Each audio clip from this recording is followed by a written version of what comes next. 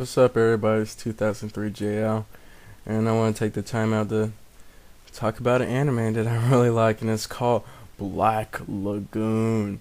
Now, Black Lagoon is definitely not your artsy anime. I mean, this is made for fans of action anime and pretty much action movies in general, because one of the highlights and the hallmarks of the show that I really enjoy, since I like action movies, is many of the references to older action movies from the 80s and the early to mid 1990s. They come out, especially the Hong Kong type. And I'll basically give you the synopsis now. Black Lagoon is basically the story of Rock. He's a Japanese businessman who, due to several unfortunate circumstances, ends up in the hands of the Black Lagoon Company. Basically, he was kidnapped, and the kidnapping was set up by the bosses at his former employer. When they get through a former employer, a lot of stuff happens. I don't want to give away spoilers, but a lot of crazy things happens, and due to his own choice, he becomes a crew member of the Black Lagoon, and he's one of 4 people in the company. The leader is Dutch. He's the captain of the ship. He's a Vietnam veteran, and basically he handles all the jobs that they get from various people. Benny is the mechanic. He's also a computer hacker, and he's very good at like electronic stuff, and he keeps the ship running.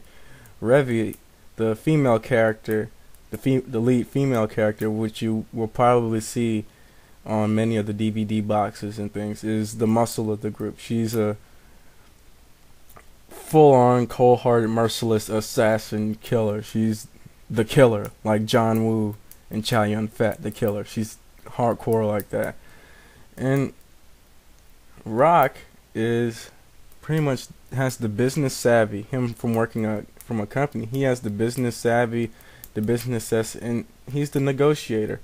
He pretty much handles all the things that needs to be handled verbally, and he's also a very good translator. So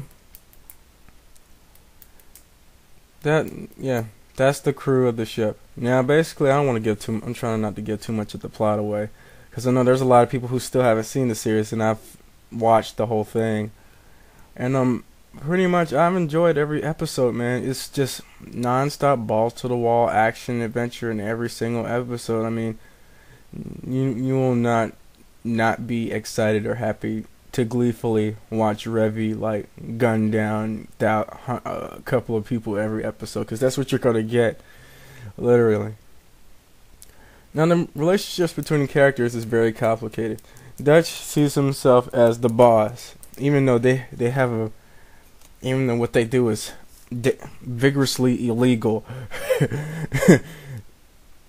Dutch, for some reason, he sees how Revy acts. Revy is very hot-tempered and is hard to get along with, but Dutch keeps her employed due to his own reasoning, which is beyond any definition. The characters don't understand, and neither does the audience, and that's part of the key points in it. Due to his superior wisdom, he hired Rock as part of the team, because he knows Rock is the softest member of the team. He's the one that could basically keep them honest, so to speak.